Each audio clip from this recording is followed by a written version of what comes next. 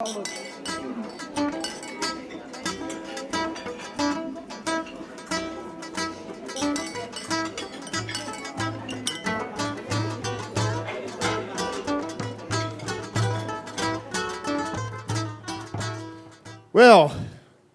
this is it. Doug, our third city, our last seminar.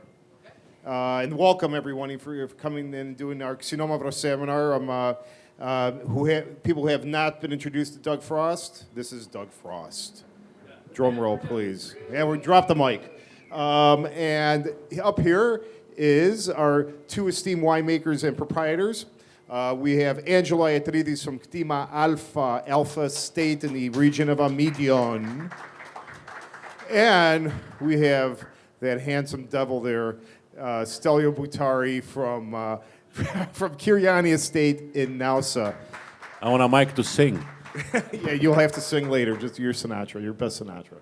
But what we're doing today, and what we've done for the whole Symposium tour, the Terroir tour, and specifically for this seminar, we're looking at one variety, two regions. That variety is a variety of Xinomavro, Xinomavro. The etymology of the word is acid black. It is cultivated in two appellations that have to be 100%, 4 appellations total.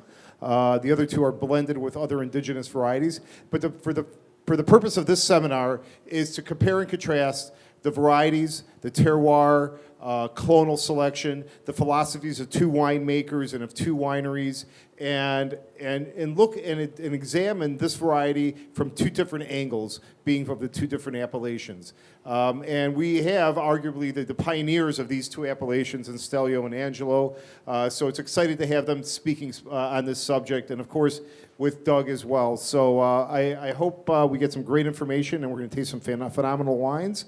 And I'll hand it over to Doug. So the more that you can just taste and collect your own notes, and then as a collective group, we'll talk about what those notes are really like. I think the more active this will be. So, hello for my part. I'm Angelos Iatridis, winemaker and the co-owner of Alpha Estate. Alpha Estate located in the northern appellation of Greece. And today is a masterclass, is a seminar concerning Xinomavro.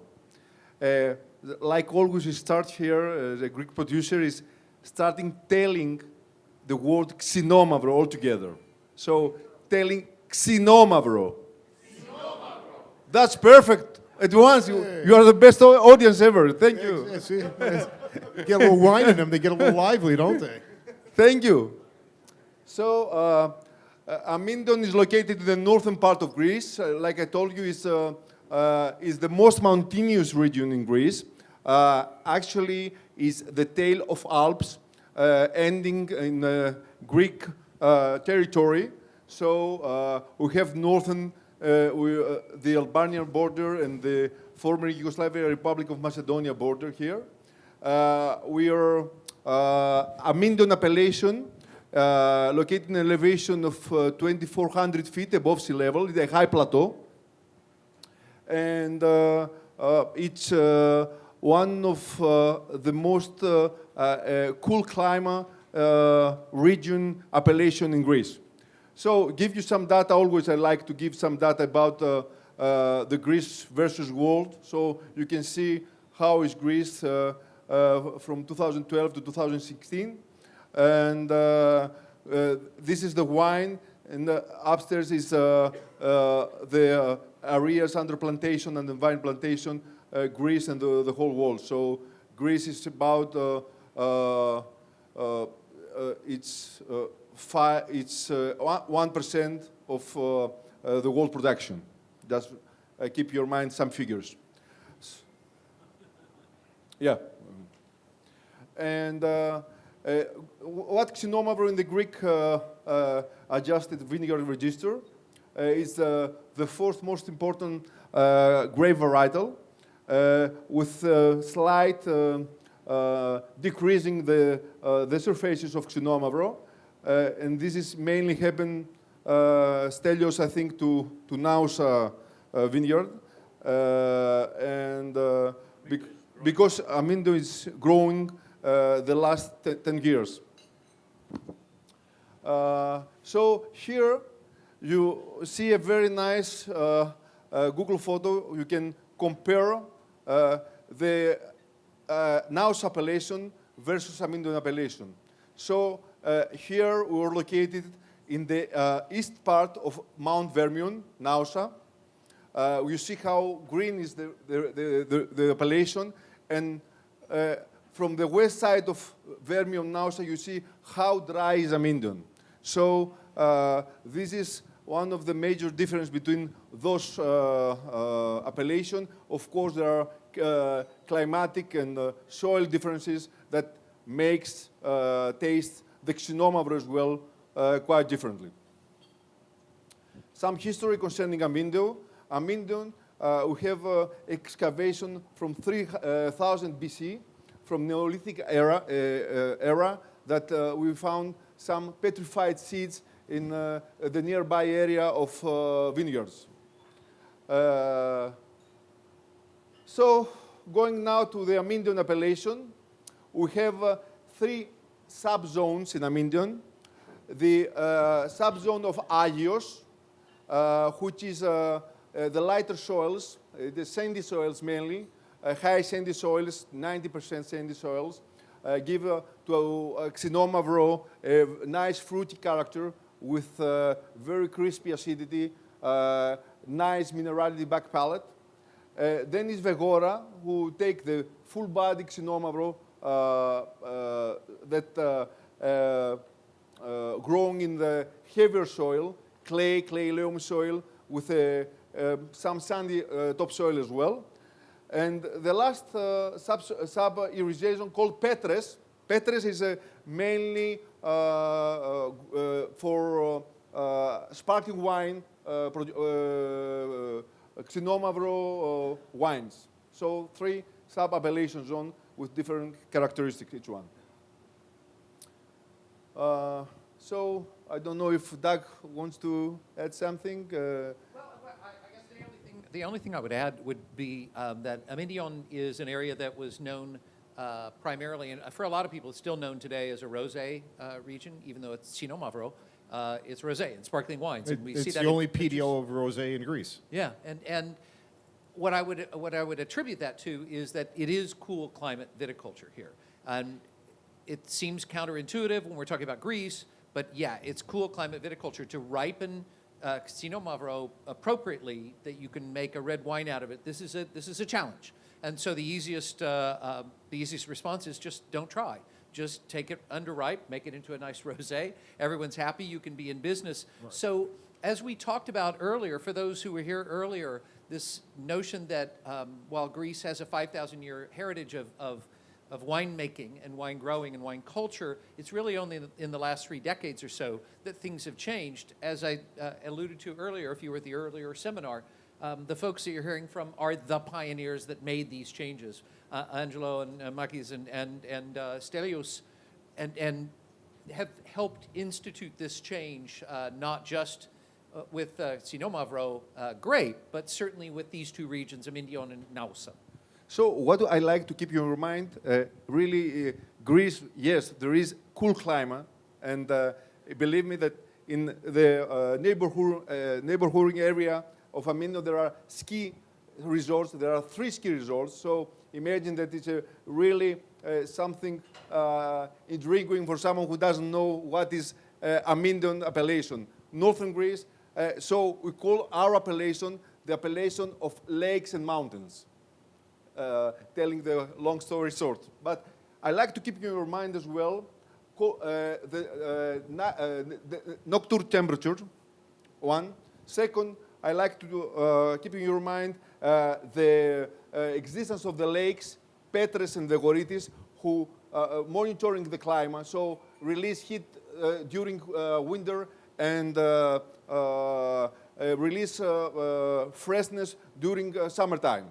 So that makes a much more balanced wines, balanced ripening, and which is very important, especially for Xinomavro. Right, and in these lakes, bear in mind, are 300 feet and 400 feet depth lakes. These are spring-fed and runoff lakes. These are serious lakes. These aren't just puddles. Exactly, yeah. And these lakes are, you know, the whole appellation used to be covered by a lake 1,000 years before. So that have a result in the soil. So the limestone, we have the sediments of the lakes, which is very important for the minerality that takes the vines, the grapes, and then the wine produced. So talking about the ecosystem, the climate here in Amindon is this. And this is... If you can't see it so well, don't worry about it, okay? But may I, Angelo, just explain? course, So yeah. if you look at, this is just Greg Jones from Oregon State. If you guys know Greg Jones, he's pretty brilliant. He has broken down these grapes as they apply to these particular macroclimates. So the top grape is Pinot Gris, then you see Riesling, then you see Xinomavro, then you see Chardonnay, then you see Sauvignon Blanc. So this is the average growing season temperatures for these grapes. From there we go to Cabernet Franc, Merlot, Viognier, Syrah, Cabernet Sauvignon, and then Assyrtiko, the grape that those of you who were at the Paris Sagala seminar earlier got to enjoy. And then finally Zinfandel and Nebbiolo. Thank you. That's pretty amazing about Nebbiolo, though, isn't it? Yeah, so there is some question, David? question. Yeah, I'm sorry. In addition to the lakes that provide the moderating factor, what is your altitude range there? The altitude range starting from 500 meters, 520 meters, which is 1,500 feet. Yeah, and going to 800 meters, which is 2,500 feet above sea level. You're welcome. So the soils. So the soil, mainly we have two types of soils, which is the type one, which is the most sandy soils, where is the hedgehog area. So the fruity character wine is coming from there. Glass number one. With different indication following the, let's say, the geological consistency of the soil, and then going to heavier soil, like sandy clay soils, growing the Xinomavros with a higher intensity and much bigger aging potential.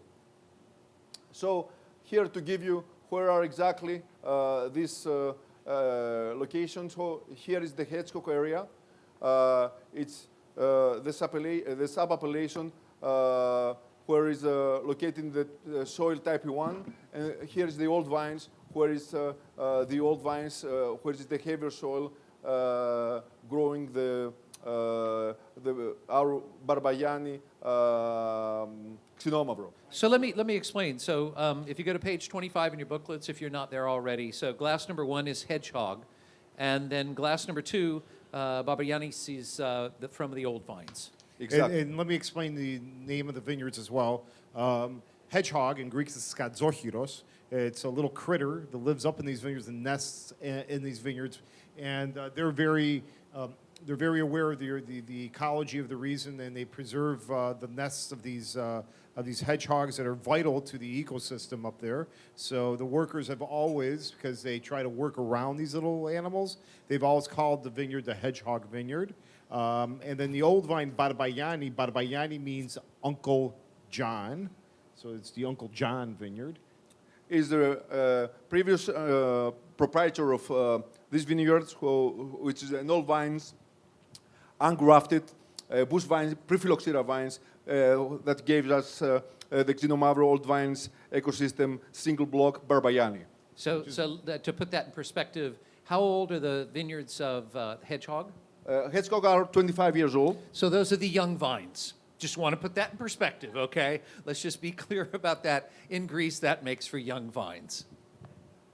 So what do you think about the wine? I like to, this is, let's say, the fruity expression of Xinomavro in Amindon. Very fresh, very vibrant. The minerality in the back palate. You know, our philosophy is to explain to, in your palate, I like to have a story, to tell you a story. So this is important for Xinomavro hedgehog. It's a very pleasant wine, and let's say an everyday wine. Yes, why not? A wine that you enjoy every time of the day of the week.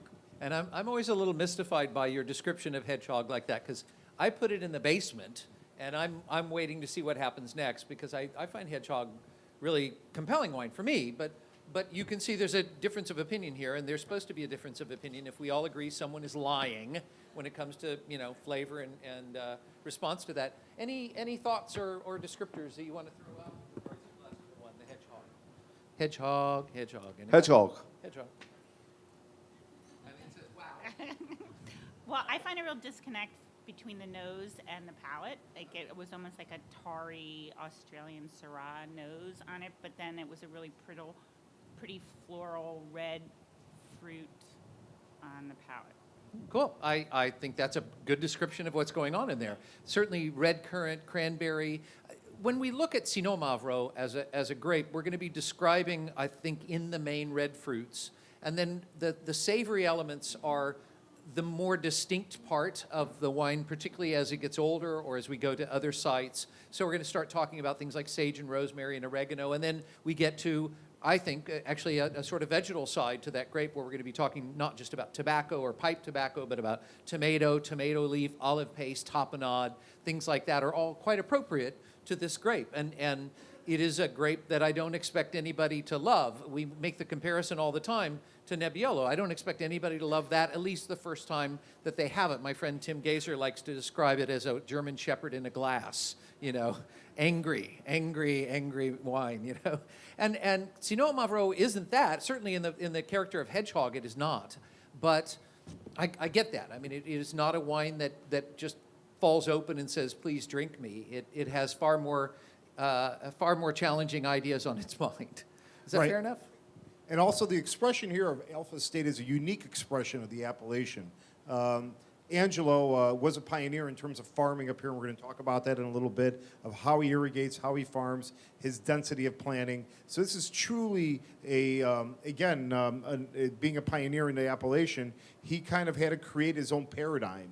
So take these Xinomavros, take these wines of alpha state for what they are and the expression, ideally, of what Angelo believes is elevating the appellation to express itself in its best capable way via the variety and the terroir.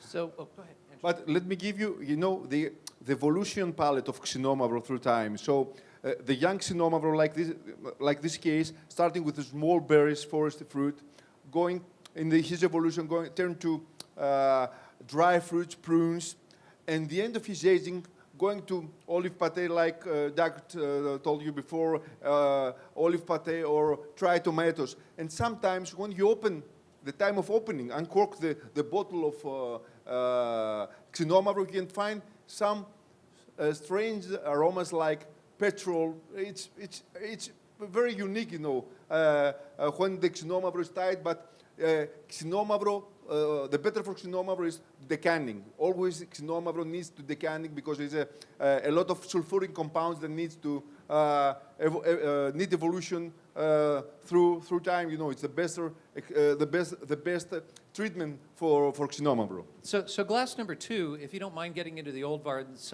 Barbianis, thoughts on that wine? What's changed now that we've gone into this older vine expression? Any descriptors you all want to throw out? Yeah, please. A bitter herbal character, for sure it does, yeah. More structure. How about flowers? Anything more distinctly floral? Yeah, potpourri. I mean, it's just one of those, you pick it up and you go, good Lord. I mean, is it just vine age that does this? Or, excuse me, is it something else at work? What do you think? More fleshy as well? Yep. Amari? I totally agree. That's one of those things. John? Surprising amount of tannin. Yeah, this is cold climate grape that isn't just high acid, though it is that, but it's also high tannin. Another reason people make this comparison to Nebbiolo. Certainly the tar and roses sort of character that is not unusual to find in this wine.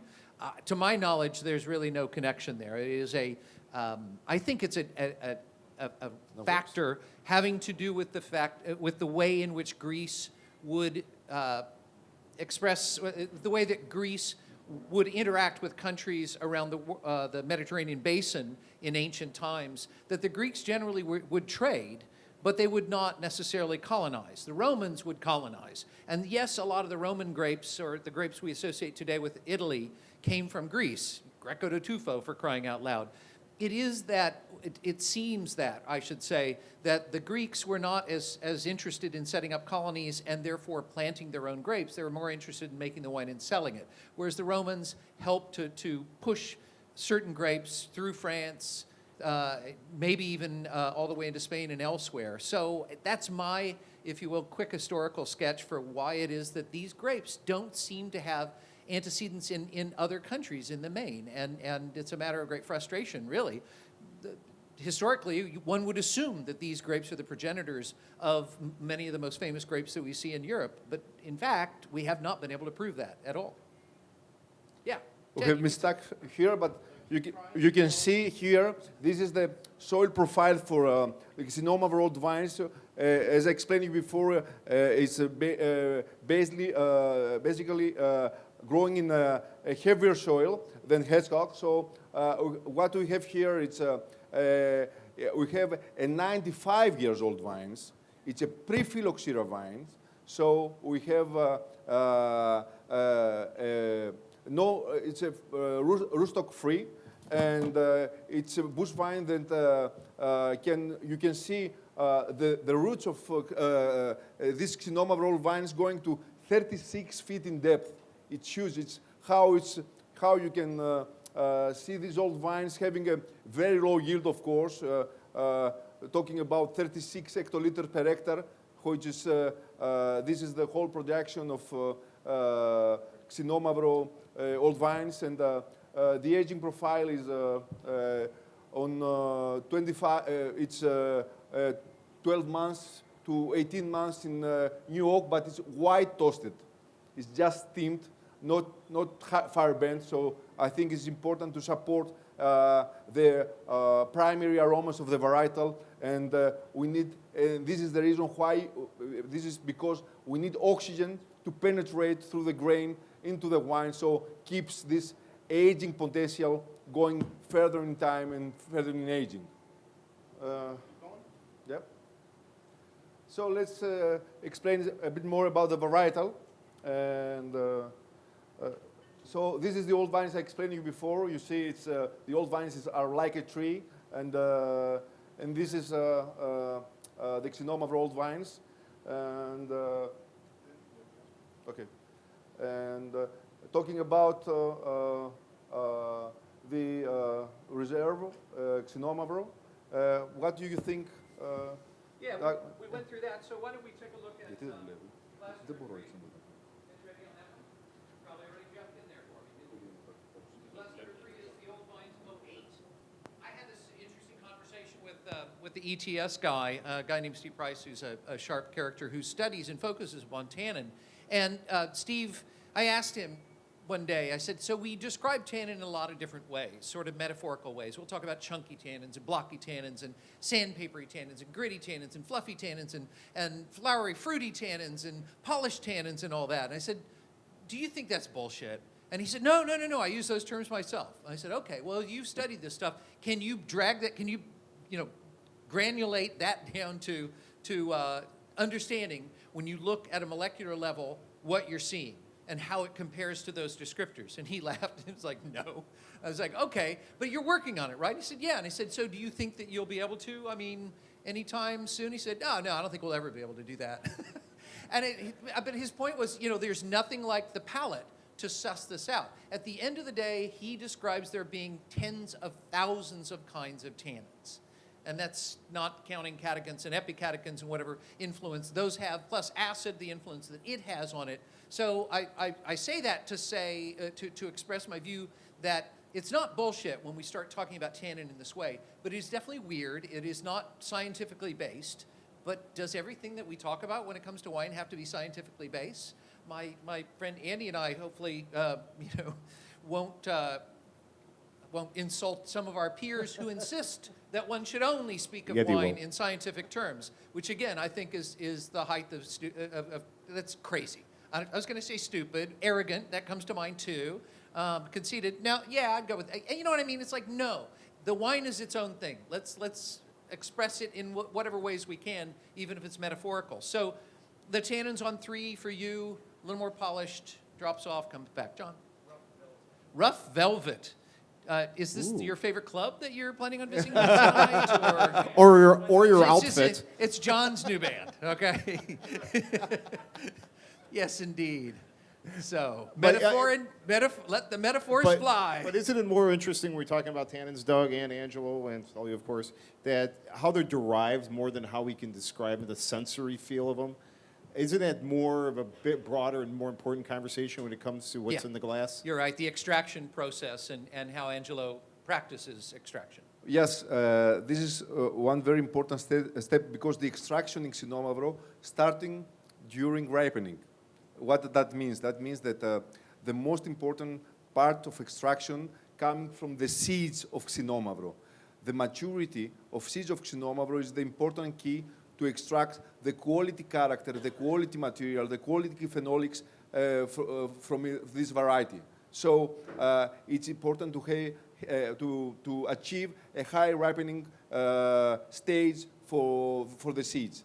And explain myself, it's very important to control, to monitoring the canopy management. The canopy management for us is very important. We have a lot of criteria to judge how is the balance, when is the balance between the canopy and the yield. I give you an example. We say that especially for Xinomavro, for 1 square meter of active canopy, we have 1.2 kilograms of grapes. This is for Amindian region, because it's a cool climate, is the best ratio to have the balanced way of keeping the Xinomavro typicity in such kind of level. So it's very important to control the seeds ripening, but as well, of course, is to apply mild stress, water stress to the Xinomavro. It's an area, you saw that in the Google map, between Naus and Amindion. Amindion has a very, very low rainfalls from May to September. We have less than 100 millimeters of rainfall, which is very few, and Xinomavro is very fragile concerning to water stress. So we need to make the right application of water reserves, meaning that we irrigate, yes, we irrigate, but we have an underground irrigation system, and the application called RDI, meaning regulated deficit irrigation. The thing I want to Yes. jump back on, if you wouldn't mind, Angelo, is this notion that 1.2 kilograms for 1 square meter Of active canopy, of yes. active canopy. Yes. I know it's not a 1-to-1 ratio we're talking about here, but how do you think that usually expresses in terms of yield? You know, it depends of the density of plantation. Sure, So exactly. that can goes from, let's say, 26 hectoliters per hectare to 46 hectoliters per hectare. So How anywhere, dense is the one- plantation? So that's different. Make the difference to the yields, to the final results of. so something like 1.3 tons to the acre to 2.8 tons to the acre, or something like that. So, No. but what is? I think You this, see yeah, there here we go. how it's the setup of the irrigation. So 30 centimeters from the row and 30 centimeters in depth. There is a pipe. You see these pipes, you know, which is working by osmosis, so they can. So we have a weather station. We can follow with precise the water needs for each block separately, which is very important to follow the condition, the water condition of every block, and achieve the best stress condition for every block that gives us the possibility to have high ripening condition for phenolics. Can we talk about glass number 4 real quick? The O3, I didn't get a chance to get feedback from everybody on glass number 4, the O3. Thoughts on this one? Glass 4. Yeah. Well, once again, what I would say about the vintages here, that 2003, as you're saying, is a torrid vintage in Europe. It's a torrid vintage practically everywhere. But this is one of those places where the hotter it gets elsewhere, the windier it gets up there. And so I wouldn't necessarily call it a hot vintage in Amindion. Would you, Angelo? Would you say 03 is a hotter than normal vintage in Amindion, or? All three All three actually is not so hot. It's an average vintage for Amindon.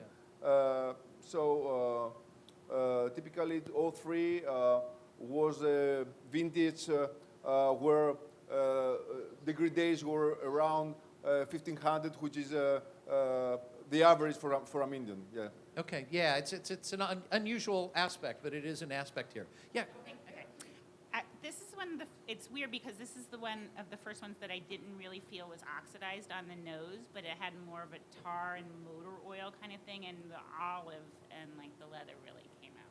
yeah, this is a vexing grape without question, and you can see that there's enormous challenges in the vineyard in order to make it into what you want it to be. Some would beg the question, therefore, if it's that difficult to grow here, why not grow it someplace else? And I think the answer is, well, this is where it belongs. This is where it originates. And it creates fascinating wine, albeit challenging wine.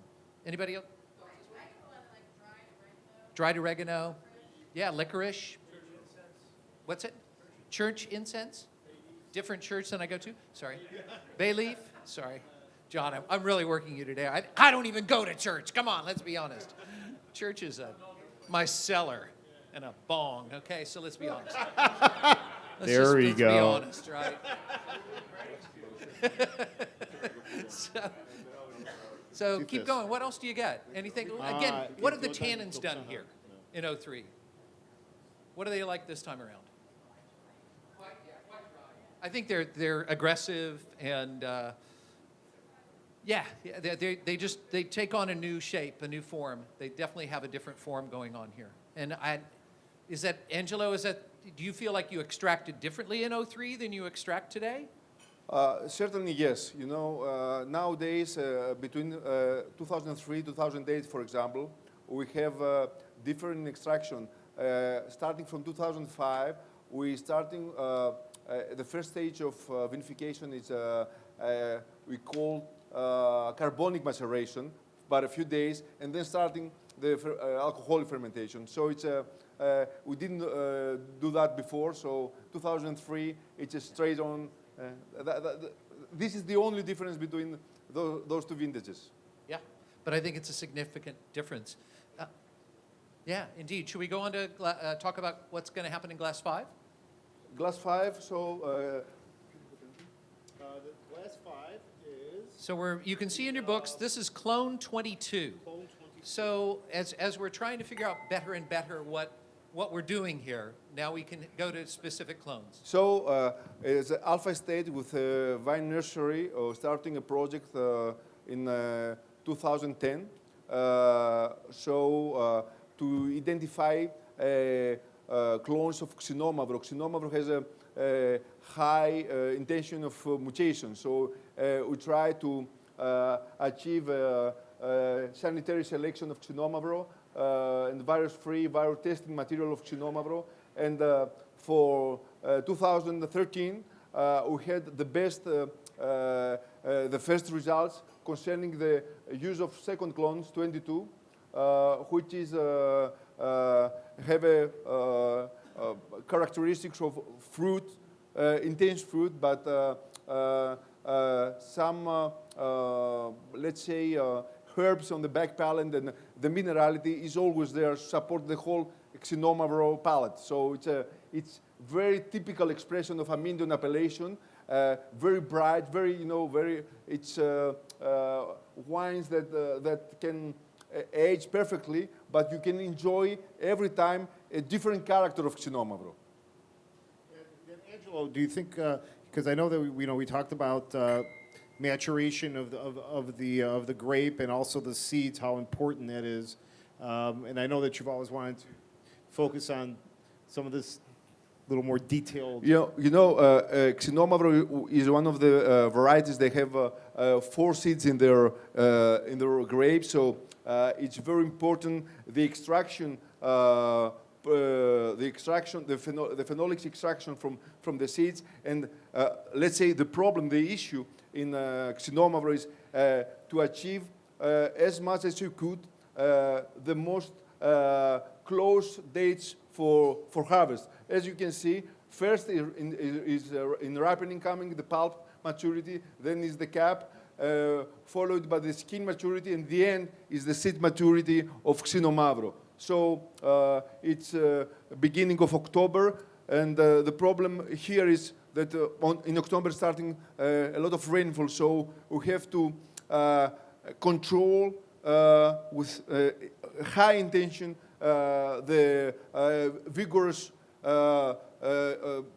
characteristic of Xinomavro. So low yields, but by monitoring the canopy and by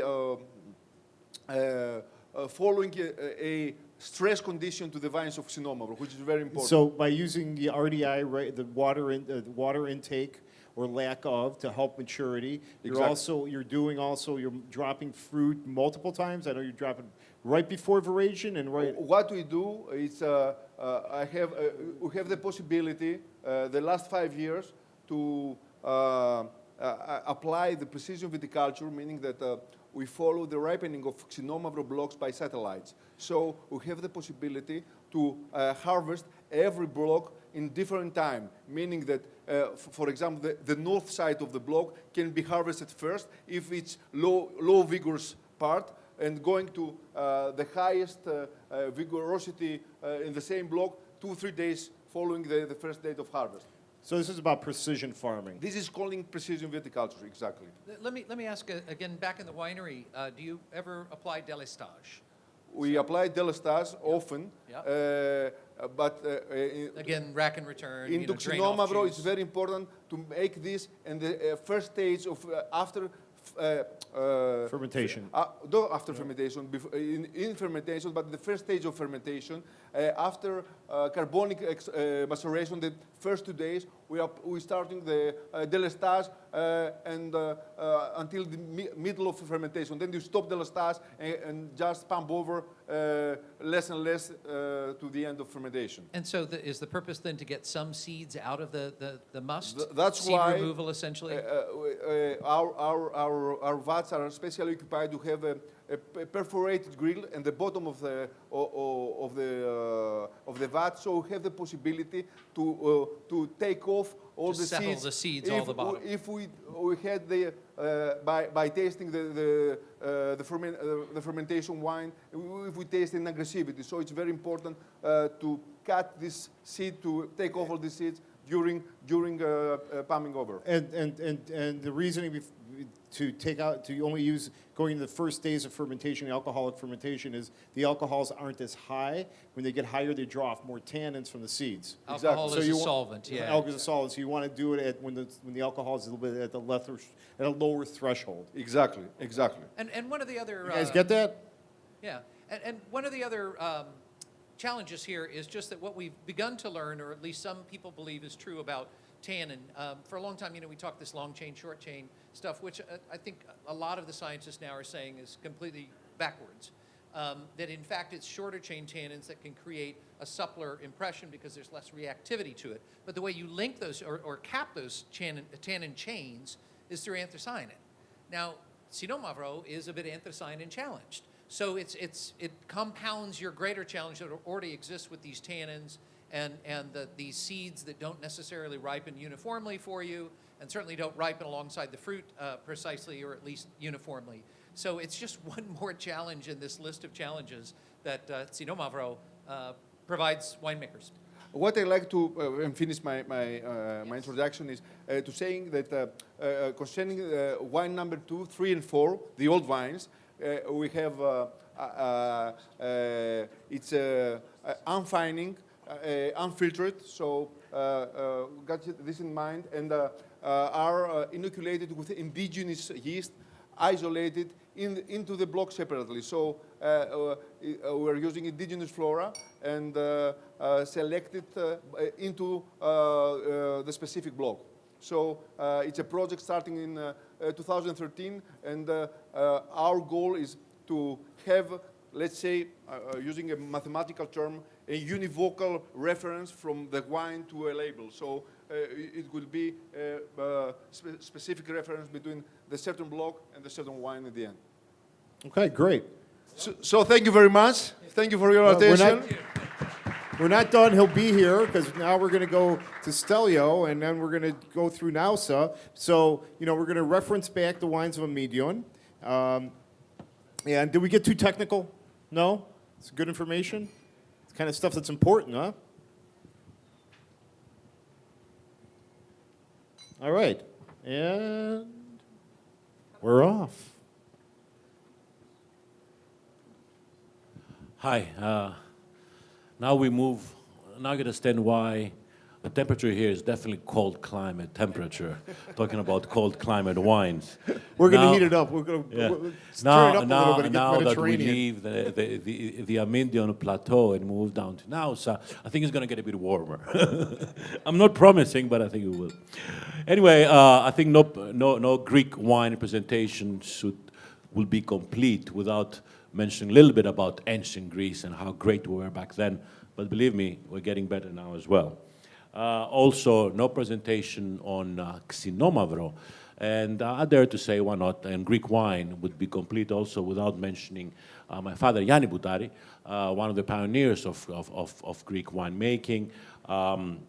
Developed many regions from Nausa and Goumenissa and Amindion and Santorini, and then being the president of the Interprofessionnel and the Greek Grower Association.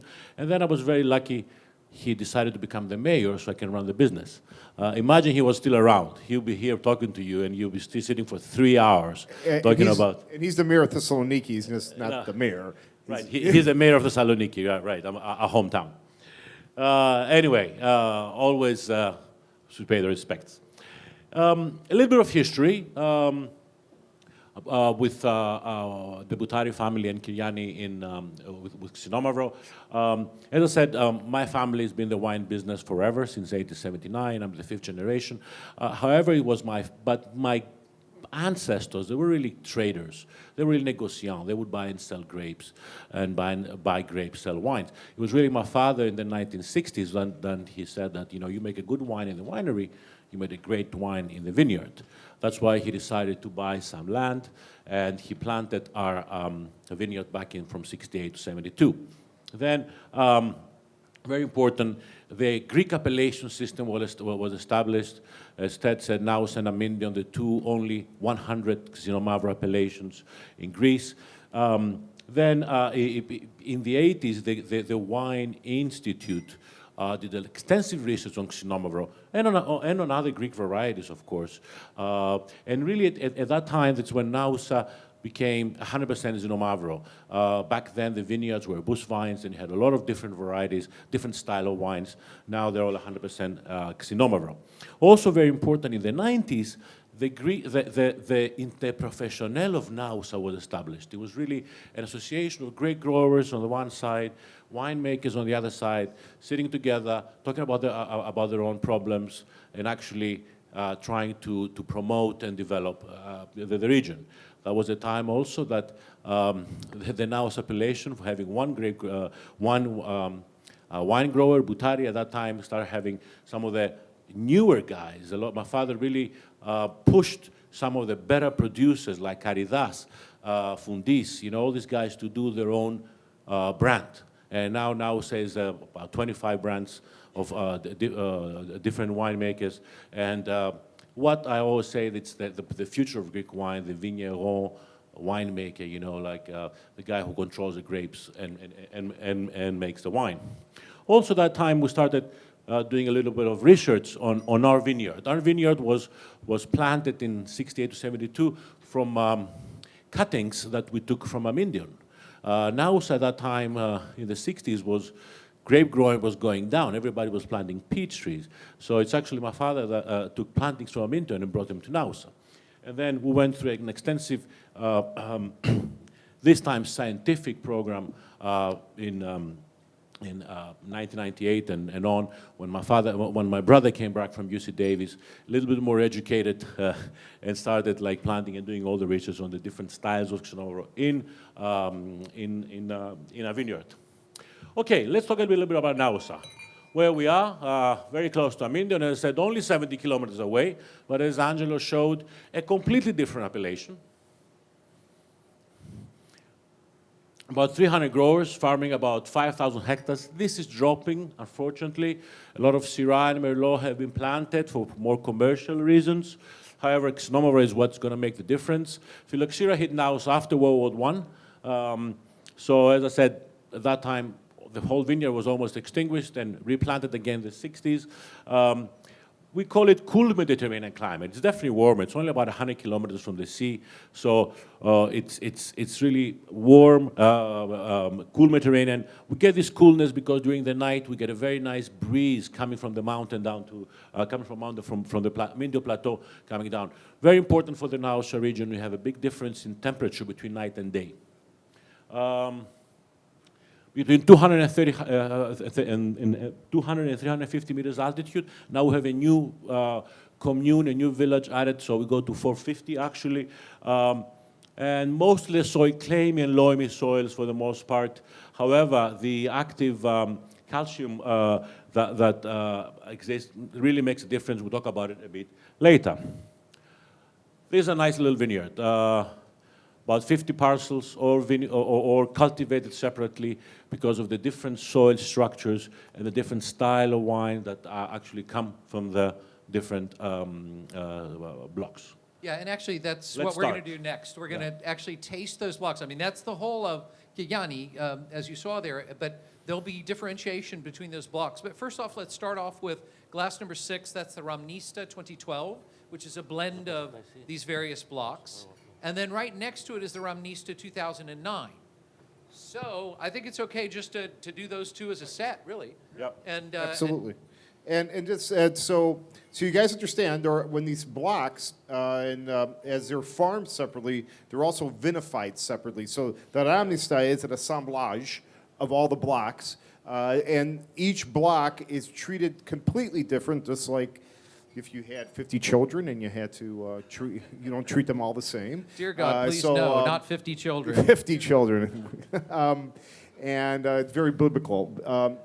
So some of these blocks will see no oak, some will see new oak, some will see 500-liter barrels, some will see no oak whatsoever. So there's a tapestry here of different vinification techniques and aging techniques that go into the Ramnista. Here we're definitely moving into tannin land, right? Yeah, what do you think? How would you characterize the difference between these two? Any thoughts? This is between glass 6, which is the Ramnista 12, and glass 7, which is the Ramnista 09. In the meantime,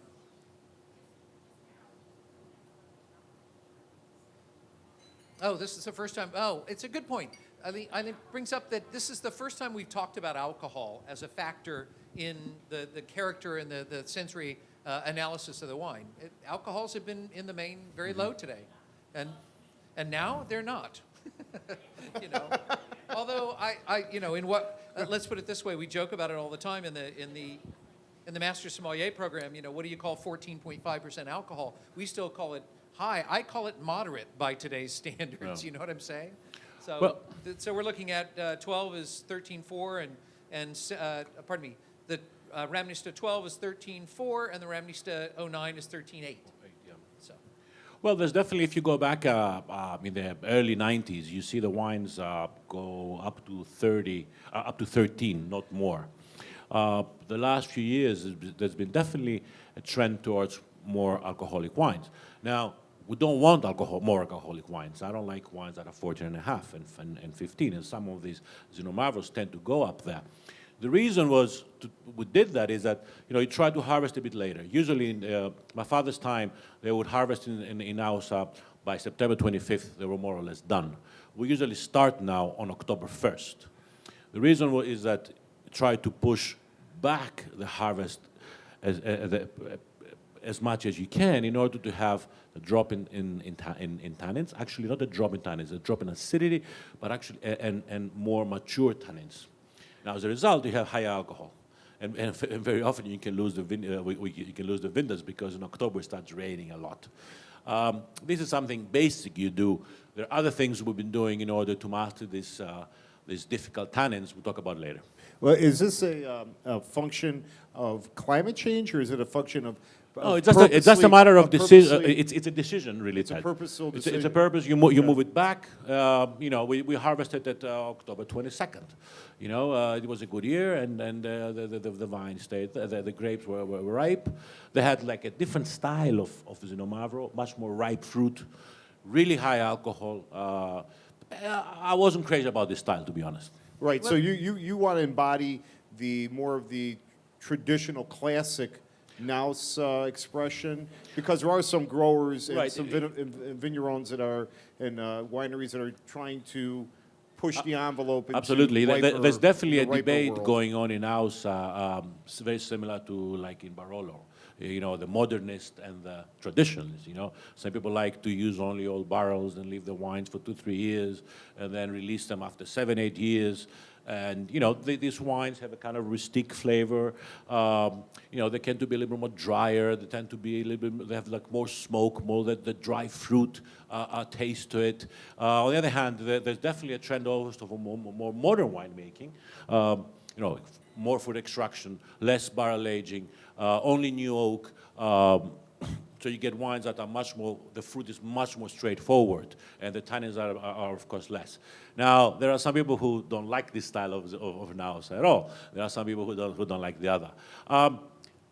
What do? We're kind of in the middle. We try to find the balance between, having the fruit and at the same time not losing the traditional, what makes Naus unique, I think. Sometimes we manage it, sometimes we don't. Well, let's talk about these individual blocks now. Okay, If we have a chance well- to, because if you look on your sheets or in your booklets, you've got 8 is Siniaki, block number 9, Yeah. as it's shown there. Well, and that- 9 is Cyclamina. Right.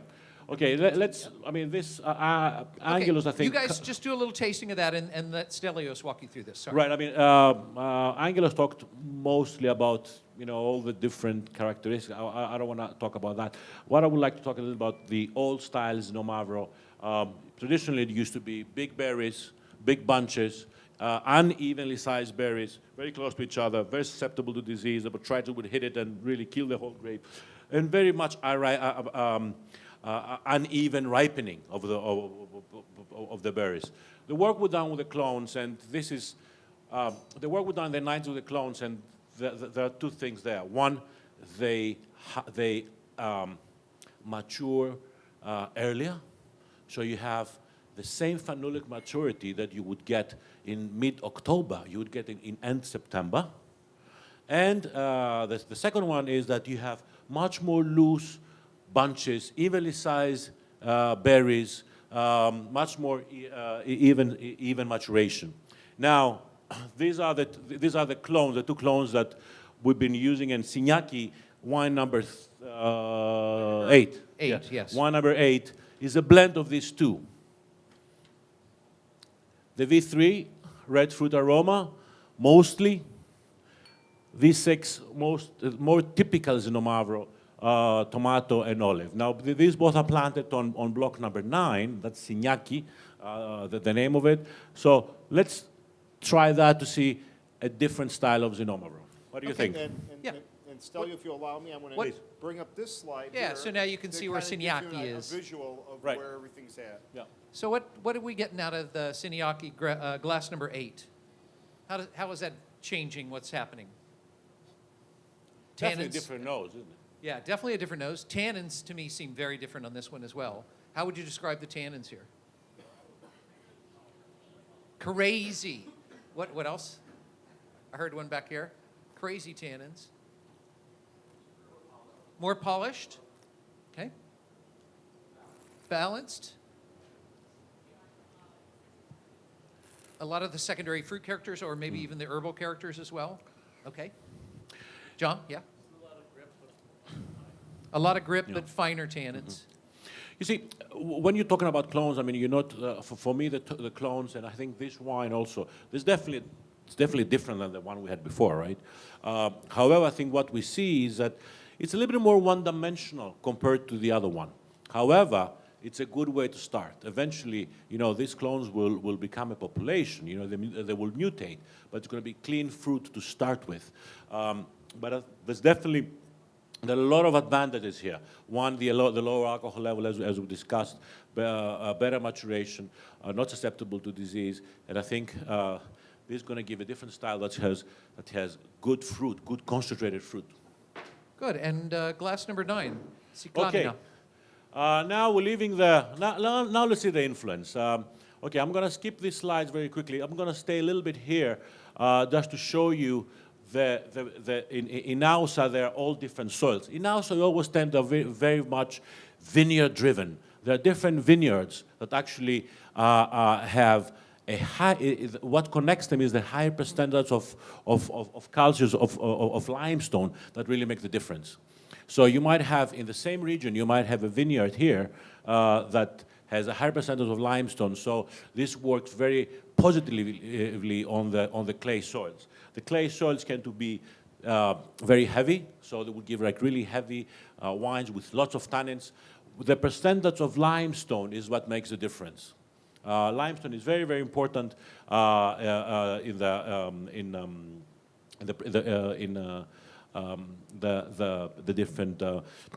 making Xinomavro that comes out with a little bit more fruit. Now, this is a vineyard. I mean, you saw it in the picture now. These are the different pHs, the different soil structures.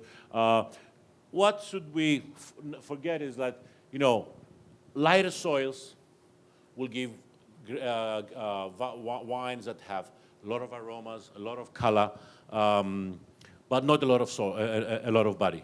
Heavier soils will give more body. Heavier soils with a percentage of limestone will give wines that are one click above. Wines that have the full structure, full body, but who have a very nice elegance that you're always looking for. Now, wines number 9 and... No. Yeah, 9 is 9 and 10. Cyclamina. Yeah, 9 is Cyclamina. Cyclamens, the name of the vineyard. Very light soils. Here, no clones, it's population. So this vineyard is planted in 1970.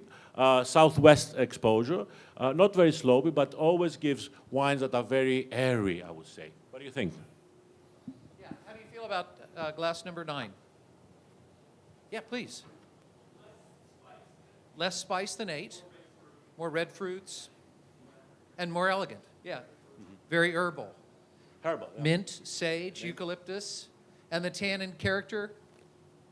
A little more polished, a little finer and more elegant. You're saying? Less blocky, less pronounced. Works together with the fruit better. The tannins are there, guys. You're drinking Xinomavro. Don't forget about that, right? This is why I asked that question. For me, I haven't gotten to try this one, but when I had it before, my recollection was there was that sense that, that's been pretty well polished, and then it came in like a house of cards, and just sat on my tongue like it had no place else to go. Woohoo! Yeah, thank you.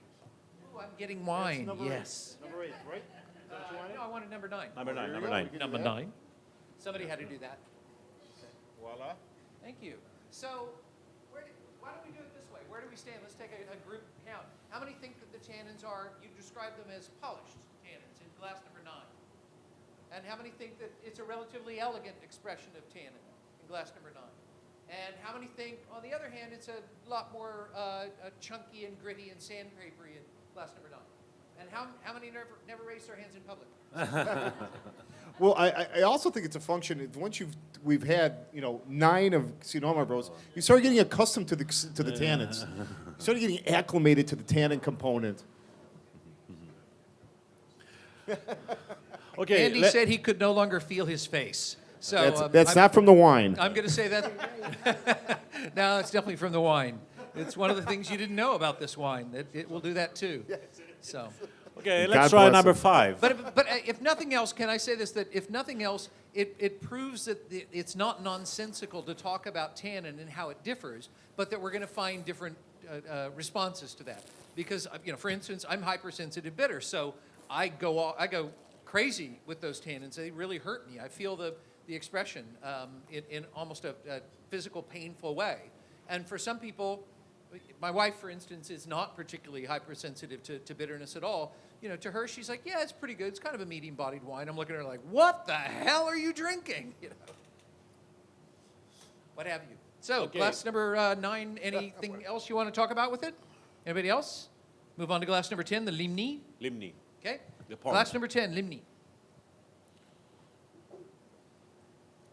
Now, this is another block, sandy clay loam. The active limestone is moderate. Great southeast exposure and a fantastic slope, 50% slope. That means great with irrigation. Wie heißt das? How do you say it? I'm sorry? Drainage? Drainage, great There you drainage. go. Yeah. I just guessed that, by the Yeah, way. bravo. So I want to show you this vineyard again. Yeah. Yeah, You're now in my you can mind, see Ted, which you're in is my which. mind. Siniaki was glass number 8. Glass number 9 was the Cyclamina on the left, and then Limni is what we're drinking right now in glass number 10.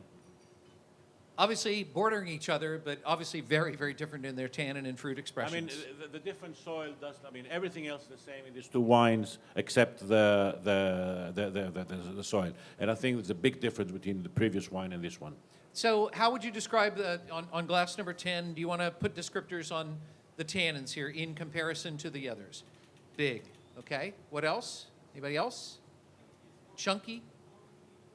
It's more complete with the fruit. And my experience is closer to yours on that one. I find that it as opposed to the Cyclamina, which I found sort of still separated from the fruit, this one seems to be more complete with the fruit. But that's the way my mouth is doing it, you know?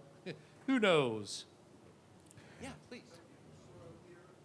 The soils. So to talk about the soils in detail.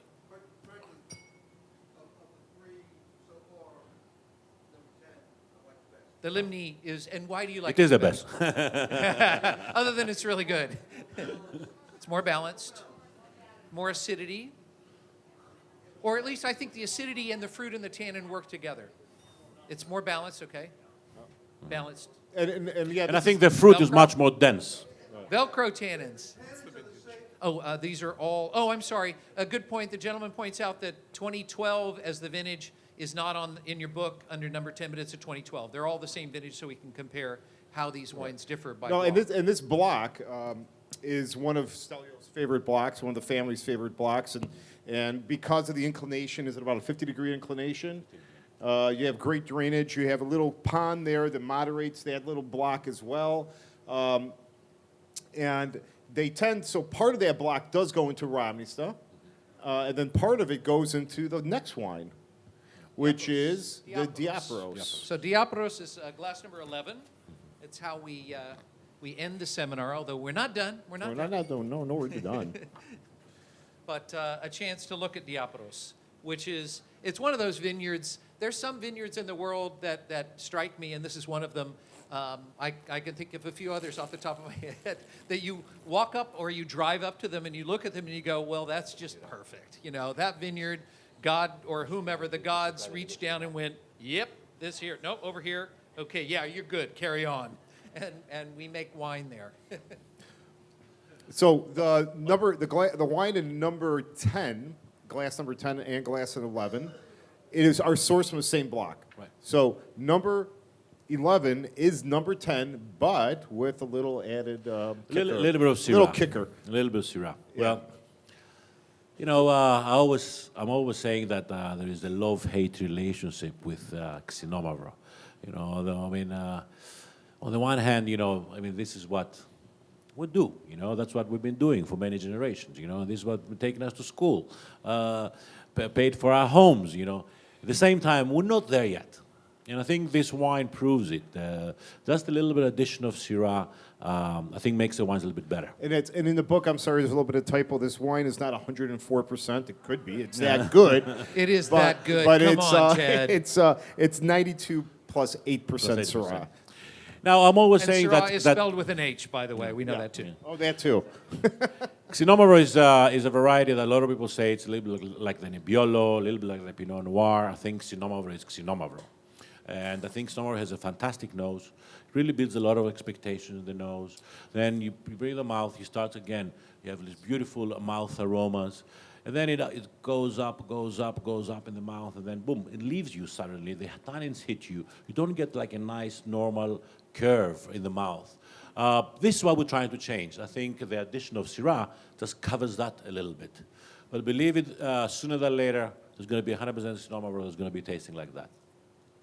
So what you're saying is the Syrah kind of rounds off the edges. It rounds off. Okay. I'm done. Well, you are. Well, we're not done with you.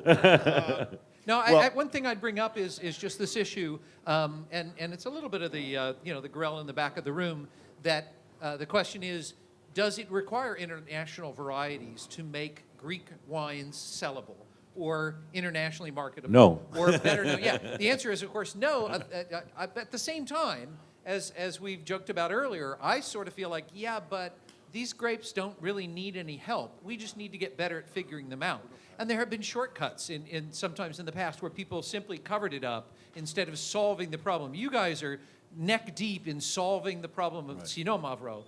Having said that, I don't want to be a hypocrite because it's really true that I'm quite pleased about this, that on United Airlines we're boarding a Kiriani blend of Xinomavro, Syrah, and Merlot. So The clearly, second Greek wine ever. exactly. Or I mean, as in I joked conjunction earlier- with the Moscofilero. Yeah, and as I joked earlier, it really helps when your boss's boss, the new boss's boss, is Greek. Suddenly I score with Greek wines on United. But anyway, the issue for me is that, yeah, I think when it adds something to it, when it brings something there, that's great. The rule for me has always been much like in a cocktail competition or something. If I can't taste the main feature here, if I've lost Xinomavro, then I don't like the wine. It's kind of hard to cover up Xinomavro. it's the true. German Shepherd, you know? Yeah. You can try to get a yapping Chihuahua in there all you want, or a big, happy yellow lab, but Xinomavro is still going to be the big dog. Right, and listen, the blends, there is a commonality. There are a lot of people are blending now Merlot and Xinomavro and Merlot and Syrah Xinomavro. One of Angelos' flagship wines is an SMX blend, and we call these now SMXs. It's like GSMs. And so SMX has become a great combination, and they serve as ambassador wines, as passport I think wines. that would definitely have an next symposium coming out. A theme for the next symposium. Then, okay. The blended. Yeah, the could be blends the of theme. Greece, you never know. So, and having said that, there's a lot of great blends out there that we'd love for you to try. And but this is we're about wrapping it up and talking about the next symposium and what we've tried to achieve here, and hopefully we have. We want to first of all we want to thank everybody here that came and attended and stayed for all 3 seminars. And if you didn't get to all 3, that you came at least for 1 or 2, we thank you for supporting us. What we wanted to achieve is to elevate the conversation, get some real education out there, real great facts about cultivation and about terroir and about vinification techniques in the winery. And at this point, I want to bring up George Skouras in Paris as well. George Skouras, Paris Sagalas.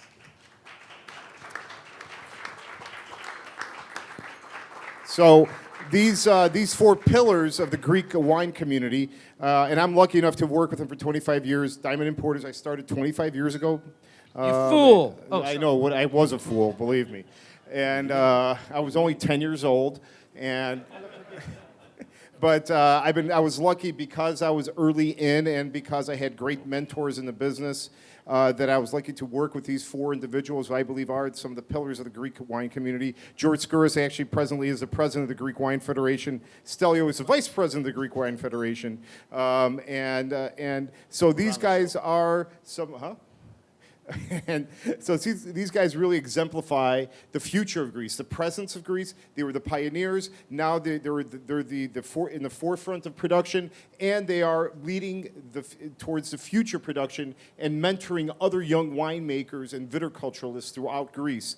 They're nowhere near the twilight of their careers. They are just hitting their strides, and that's what the exciting thing is, that even though, as Doug alluded to all during the seminar, that this is a country that is old, but we have a new history that we're pioneering and forging forward. So there's a lot of great things. Yeah, 300 indigenous varieties, try 1,000 indigenous varieties. Try a lot of varieties that are not even planted anymore, that these gentlemen are bringing back from extinction, like Mavro Tragano on Santorini from Paris Sigalis. Must to try, by the way. A must try. These are the exciting things that are in the forefront and what's going to be occurring in Greece in the next decade or 2. So be patient. but also be excited about what's to come. I want to thank Doug, who's an old and dear friend, Thank you, and a Doug. great proponent of Greek wines and a great ambassador, and I believe the greatest wine educator in the United States, bar none.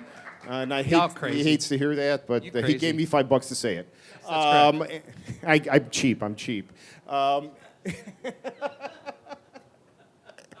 Having said that, our next symposium, which we want to bring back, and we want to do it at least every 2 years, the subjects are going to change. The seminars are not going to be the same. We might be talking about pruning. We might be talking about irrigation systems. We might be talking about volcanic terroir. We'll be talking about other things to help elevate the conversation and get people, give them more information that's applicable, again, to their wine life and to all their aspects of what they do in their wine careers. Not just simply Greek wines, but we're going to be always using Greek wines as the vehicle to transfer this information to you. So I want to thank you guys. I want to thank the winemakers that flew all the way over from Greece and spent a week with me touring the United States. Ευχαριστώ πάρα πολύ. Thank you, Ted. Angelo. Thank you. Thank you, Stellios. And again, thank you for coming and try the wines outside and grab a Greek wine map on the way out. And thank you very, very, very much.